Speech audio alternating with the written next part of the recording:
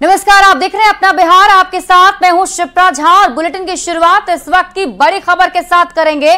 बड़ी खबर वैशाली से आ रही है, जहां बेखौफ अपराधियों ने हाजीपुर नगर परिषद के वार्ड पार्षद पंकज राय की गोली मारकर हत्या कर दी है। पंकज राय वार्ड नंबर 5 के पार्षद थे और अपने घर के बगल में स्थित कपड़े की दुकान पर बैठे थे और तभी पल्सर बाइक पर सवार आए 3 अपराधियों ने ताबड़तोड़ गोलियां पंकज राय पर बरसा दी। पंकज राय को 3 से 4 गोली लगी है और उनकी मौत हो गई। घटना सदर थाना क्षेत्र के दिग्घी की है।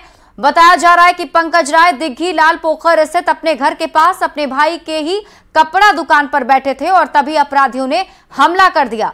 आनंद फानन में पंकज राय को सदर अस्पताल लाया गया, जहां चिकित्सकों ने मृत घोषित कर दिया है। मृत वार्ड पार्षद के भाई ने बताया कि अपराधियों ने 8 से 10 राउंड फायरिंग की। फिलहाल घटना को लेकर लोगों और परिजनों में आक्रोश है। वहीं पुलिस अपराधियों की धरपकड़ में जुट गई है।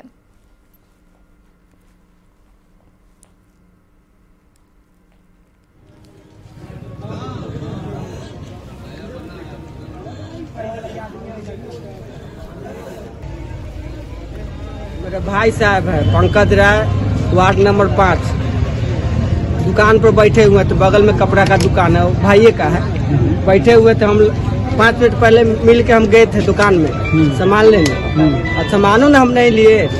इसके अंदर में घटना हो चुका था। फिर वहाँ से सामान छोड़ के हम दौड़ के यहाँ आए कि क्या बात है, देखे तो ऐसा घटना है। हम लोग फिर गाड़ी निकाले, गाड़ी में लादे और लेके आए हैं सदर अस्पताल। क्या देखे थे, कितने की संख्या में अपराधी? तीन सर, तीन था। एक गाड़ी था, पल्सर गाड़ी था। Pulsar bike? पल्सर था, 3 था। और कितना राउंड गोली चला है? गोली चला है 10 से 12 राउंड सर। खबर वैशाली से है, जहां लालगंज के फर्नीचर व्यवसायी से 1 करोड़ की रंगदारी मांगने के मामले में पुलिस ने 2 और अपराधियों को गिरफ्तार कर लिया है। अब इस मामले में पुलिस ने अब तक 9 अपराधियों को गिरफ्तार कर लिया है। गिरफ्तार अपराधी के पास से 1 देसी कट्टा, 1 कारतूस और 1 किलो से ज्यादा चरस भी बरामद किया गया। गिरफ्तार दोनों अपराधी पंकज कुमार और चंदन लालगंज थाना क्षेत्र का रहने वाला है, जिसमें से चंदन शातिर अपराधी है, जिस पर जिले के विभिन्न थाना क्षेत्र में 7 से अधिक संगीन मामले दर्ज हैं। आपको बता दें, 14 जुलाई को अज्ञात बदमाशों ने फोन कर लालगंज के फर्नीचर व्यवसायी धर्मेंद्र शर्मा से 1 करोड़ की रंगदारी मांगी थी, जिसके बाद 1 सप्ताह बाद ही बदमाशों ने धर्मेंद्र शर्मा के घर पर फायरिंग भी कर दी थी। डीआईजी की टीम लालगंज थाना की टीम को वाहन चेकिंग में लगाई, जिसमें कि 2 अधिकारियों को गिरफ्तार करने में सफलता पाई गई। एक अपराधी के पास से देसी कट्टा और गोली बरामद किया गया और उनके पास से चेकिंग के क्रम में एक एनडीपीएस आइटम भी लगभग 1 किलो 150 ग्राम का चरस एक अपराधी के पास से बरामद हुआ। पूछताछ के क्रम में गिरफ्तार अपराधी चंदन कुमार ने अपनी मामले में संलिप्तता स्वीकार की। पटना पुलिस ने 1 अगस्त को नेवरा में सत्यम कुमार हत्याकांड का खुलासा कर दिया है और इस मामले में पुलिस ने 2 अपराधियों को गिरफ्तार भी किया है। विशाल कुमार और हरेंद्र कुमार को पुलिस ने गिरफ्तार किया है। पटना के सिटी एसपी पश्चिमी अभिनव धीमान ने बताया कि मोटरसाइकिल लूट की घटना का विरोध करने पर सत्यम कुमार की हत्या कर दी गई थी। पुलिस ने 1 देसी कट्टा और 5 गोली भी बरामद की।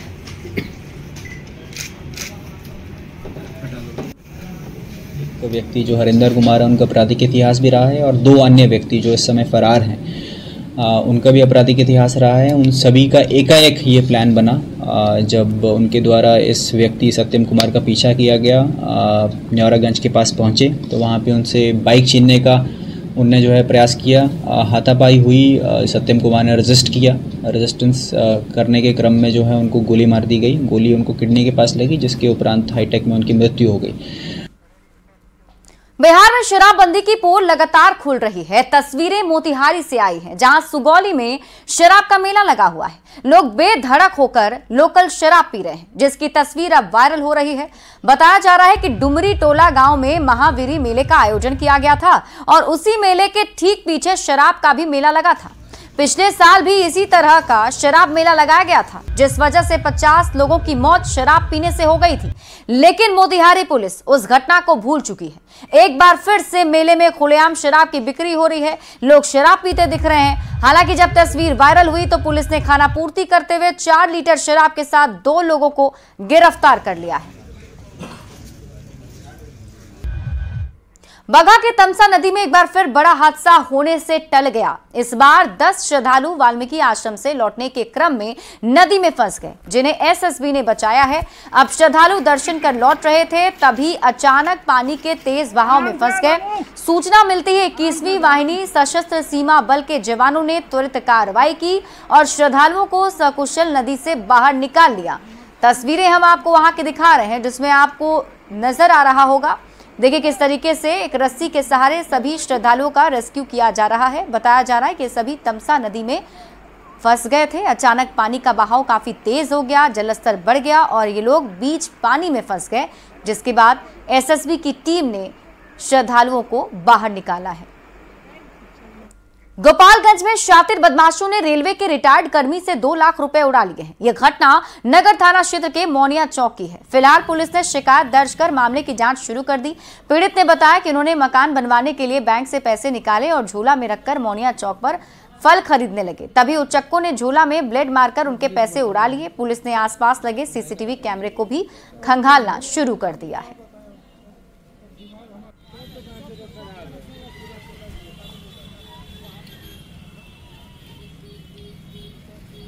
निकाल के यहाँ मोहनिया चौक के कोने पर फल ले रहे थे, झोला हाथ में लिए हुए थे, ब्लेड मार के निकाल लिया 2 लाख रुपए, घर बनाने के लिए निकाले हुए थे। पटना पुलिस ने जिले के टॉप 10 अपराधियों में शामिल 3 कुख्यात को गिरफ्तार किया है और इसमें 1 लाख का इनामी अपराधी नीरज चौधरी भी शामिल है, जिसे उसके सहयोगियों के साथ पुलिस ने गिरफ्तार कर लिया। दूसरे अपराधियों के नाम विवेक पटेल और पीयूष गुप्ता है। अपराधियों के पास से 1 पिस्टल और 5 कारतूस पुलिस ने बरामद किए हैं। कुख्यात नीरज चौधरी पर 11 संगीन मामले दर्ज हैं। पीयूष पर 18 गंभीर आपराधिक मामले हैं, जबकि विवेक पटेल पर 2 आर्म्स एक्ट के मामले दर्ज हैं।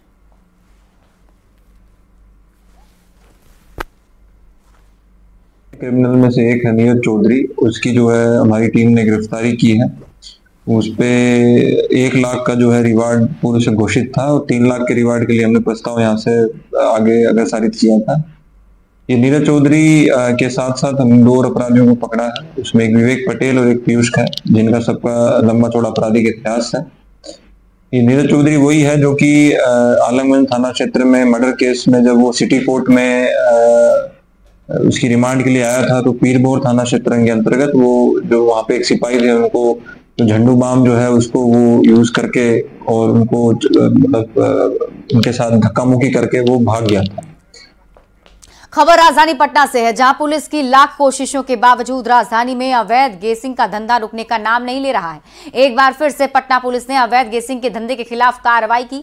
कोतवाली थाने की पुलिस ने पटना जंक्शन के अलावा जीपीओ गोलंबर समेत कई इलाकों में छापेमारी कर भारी मात्रा में गेसिंग का कूपन समेत कई चीजें बरामद की हैं। इस मामले में एक शख्स को गिरफ्तार भी किया गया है। उस क्रम में जो भी लोग थे उसमें ज़्यादातर लोग तो भागने में सफल हो पाए, लेकिन एक लड़का उसमें से पकड़े गए हैं और उनके निशानदेही पे कुछ नाम और भी आए हैं। हम लोग आगे कार्रवाई कर रहे हैं। कुछ साक्ष्य भी मिले हैं जिसके द्वारा कि लोग गैसिंग वगैरह जो लोग टर्म यूज करते हैं उसका उपयोग उन्होंने कराते थे। समस्तीपुर के उजियारपुर थाना क्षेत्र में बुलेट सवार ने कांवरिया पथ पर फायरिंग शुरू कर दी और फायरिंग उस वक्त की गई जब कांवरिया पथ पर सैकड़ों की संख्या में श्रद्धालु जलाभिषेक के लिए जा रहे थे। ग्रामीणों ने आरोपी नीतीश कुमार को पुलिस के हवाले कर दिया। फायरिंग करने वाला युवक गिट्टी और बालू का कारोबारी है। पुलिस ने लोडेड पिस्टल और 3 गोली के साथ ही आरोपी नीतीश कुमार को गिरफ्तार कर लिया है। मटिया से जल उठा करके श्रद्धालु लोग वहाँ थानेश्वर मंदिर पहुँच रहे थे। उसी क्रम में जब दिन के सुबह 3:30 बजे आसपास हमें एक सूचना मिलती है कि उजियारपुर थाना अंतर्गत मालती आरसीएम के पास एक व्यक्ति ने हवाई फायरिंग की है। उस हवाई फायरिंग के आलोक में हम सूचना का सत्यापन करते हैं और सत्यापन कर थाना प्रभारी और डायल 112 की टीम के साथ सहयोग करके हम लोगों ने एक व्यक्ति को गिरफ्तार किया जो इस घटना में शामिल था। गया के मानपुर में नकली कॉस्मेटिक का सामान और दवाइयां बरामद की गई हैं। बरामद सामान करीब 40 से 50 लाख की बताई जा रही है। पुलिस ने यह सामान मानपुर के भूसंडा में संजीव विश्वकर्मा के घर से बरामद किए हैं। संजीत विश्वकर्मा छापेमारी से पहले फरार हो गया। पुलिस ने नकली हिमालय समेत कई ब्रांड के कॉस्मेटिक सामान बरामद किए। कंपनी के अधिकारियों की सूचना पर छापेमारी की गई। उक्त सूचना पर हमने पुलिस बल को वहां तुरंत भेजा। जो किराएदार था वो खाली कर भाग चुका था, लेकिन उसमें सामान भारी मात्रा में रखा हुआ पाया गया, जिसको विधिवत जब्त करके थाना लाया गया है। और जो brand protection services private limited के जो ऑफिसर हैं अंजनी कुमार जी, उनके दिए गए लिखित आवेदन के आधार पर प्राथमिकी दर्ज की जा रही है और जो भी इस कांड में संलिप्त हैं उनको गिरफ्तारी की जाएगी। मुंगेर के बरियारपुर में डिलीवरी के दौरान एक महिला की मौत हो गई, जिसके बाद परिजनों ने जमकर बवाल काटा। दरअसल महिला को जब दर्द शुरू हुआ तब परिजन उसे पीएचसी में इलाज के लिए ले गए, लेकिन डॉक्टरों ने उसे सदर अस्पताल रेफर कर दिया। लेकिन पीएचसी में तत्काल एम्बुलेंस नहीं होने की वजह से मरीज की स्थिति बिगड़ने लगी और तब परिवार वाले मरीज को ई रिक्शा से लेकर एक निजी क्लिनिक पहुंचे, लेकिन डॉक्टरों ने उसे मृत घोषित कर दिया। घटना के बाद परिवार वालों का गुस्सा पीएचसी पर फूट पड़ा और उन लोगों ने जमकर तोड़फोड़ की। यही चक्कर में जो है ना मेरा भाभी आज चली करते सर 20 दिन हुआ है सर, एक दिन हुआ है बाप का क्रिया कैसे होगा बताइए। कोलकाता में महिला डॉक्टर से रेप और मर्डर का विरोध जारी है। पीएमसीएच के जूनियर डॉक्टरों ने करगिल चौक तक कैंडल मार्च निकालकर विरोध जताया। डॉक्टरों ने कड़े कानून बनाने और आरोपियों को फांसी की सजा देने की मांग की। डॉक्टरों ने अल्टीमेटम दिया है कि जब तक सभी आरोपियों पर कड़ी कार्रवाई नहीं होती है तब तक ये प्रोटेस्ट जारी रहेगा।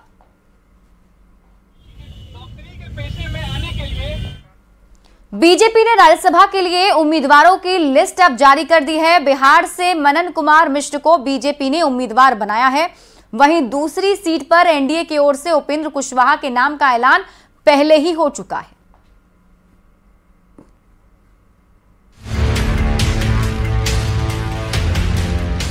बिहार में 2 सीटों पर राज्यसभा का उपचुनाव होने जा रहा है। एनडीए की ओर से एक सीट पर पहले ही आरएलएम अध्यक्ष उपेंद्र कुशवाहा के नाम का ऐलान हो चुका था। वे बुधवार को नामांकन दाखिल करेंगे। अब दूसरी सीट पर भी बीजेपी उम्मीदवार के नाम की घोषणा हो चुकी है। बीजेपी की ओर से मनन कुमार मिश्र को राज्यसभा का उम्मीदवार बनाया गया है। मनन कुमार मिश्र मूल रूप से गोपालगंज के रहने वाले हैं। पटना यूनिवर्सिटी के टॉपर और गोल्ड मेडलिस्ट रहे मनन कुमार मिश्र ने 1982 में बतौर अधिवक्ता पटना हाईकोर्ट में प्रैक्टिस शुरू की।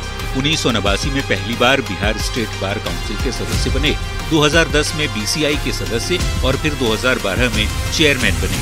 मनन कुमार मिश्र 7 बार बार काउंसिल ऑफ इंडिया के अध्यक्ष रह चुके हैं।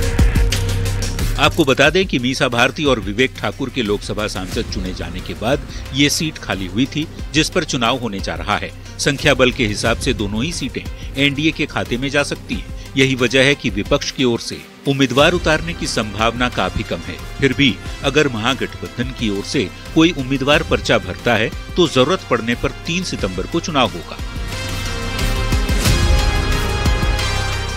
न्यूज़ 18 के लिए दिल्ली से अमितेश कुमार के साथ ब्यूरो रिपोर्ट। वकालत से अपने करियर की शुरुआत करने वाले गोपालगंज के मनन कुमार मिश्र को बीजेपी ने बिहार से राज्यसभा का उम्मीदवार घोषित किया है। मनन कुमार मिश्र गोपालगंज के कुचायकोट प्रखंड के तिवारी खरैया गांव के रहने वाले हैं। उनके पिता स्वर्गीय शिवचंद्र मिश्र गोपालगंज व्यवहार न्यायालय के वरिष्ठ अधिवक्ता थे। मनन कुमार मिश्र को राज्यसभा का उम्मीदवार बनाए जाने की खबर मिलते ही उनके परिवार, पार्टी और जिला विधिक संघ में खुशी की लहर दौड़ पड़ी। वो लगातार 6वीं बार बार काउंसिल ऑफ इंडिया के चेयरमैन बने थे और लोकसभा चुनाव में बिहार के स्टार प्रचारक थे।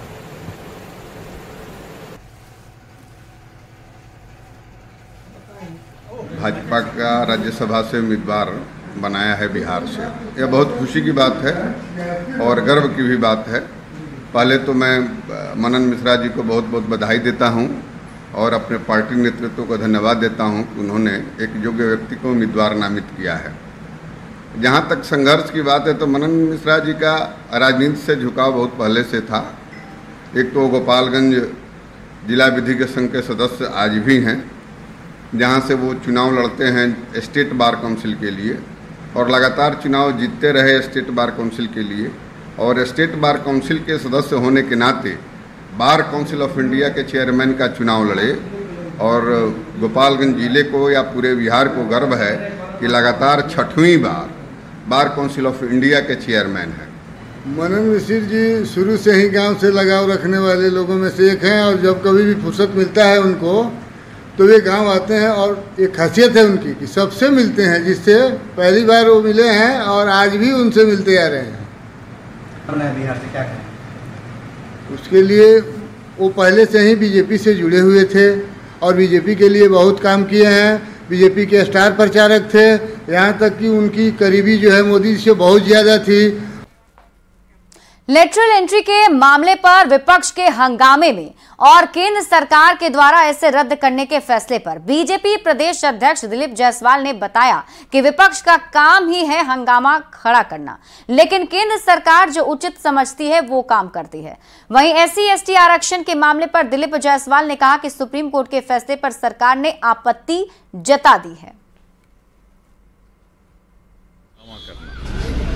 सरकार अपने हिसाब से सब काम करती है और सरकार जो उचित समझती है वो काम करती है। स्वागत करेंगे आप लोग जिस तरीके से फैसला लिया गया। भारत सरकार ने जो फैसला लिया है वो तो फैसला इनको मालूम है कि सुप्रीम कोर्ट ने कोई जजमेंट नहीं दिया था, सुझाव दिया था और उस सुझाव को भारत सरकार ने स्पष्ट रूप से नकार दिया कि हम इस सुझाव को नहीं मानेंगे। तो अब राजनीति अगर वो कर रहे हैं तो ये तो उनका इच्छा है।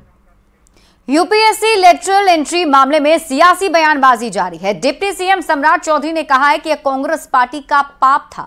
सम्राट चौधरी ने लेटरल एंट्री पर रोक लगाने के पीएम मोदी के फैसले का स्वागत किया। वहीं विपक्ष ने सुप्रीम कोर्ट के फैसले को लेकर विपक्ष के भारत बंद पर भी हमला बोला। कांग्रेस पार्टी का पाप था। कांग्रेस पार्टी ने इसी तरह, याद कीजिए, एक देश के प्रधानमंत्री हुए मनमोहन सिंह जी, 1976 में फाइनेंस सेक्रेटरी इसी तरह बनाया था। कोई IAS ऑफिसर नहीं थे मनमोहन सिंह जी। और श्रीमती इंदिरा गांधी और जवाहरलाल नेहरू के पीरियड में कई लोग ऐसे आए थे। लेकिन मैं तो धन्यवाद देता हूं प्रधानमंत्री नरेंद्र मोदी जी को, जिन्होंने इस पर तुरंत कार्रवाई किया या देश बंद का अपमान किए हैं। आप सोचिए कि जब देश के यशस्वी प्रधानमंत्री जी के कैबिनेट में ये तय हो गया कि हम जो SC और ST वर्ग के जो सुप्रीम कोर्ट का एक आदेश आया उस पर कोई हम रिवीजन नहीं करेंगे, ये नियम पूरी तरह लागू रहेगा, तो बंद करने का क्या सवाल उठता है। और यार अपने एक छोटे से ब्रेक के लिए जल्द लौटते हैं वापस।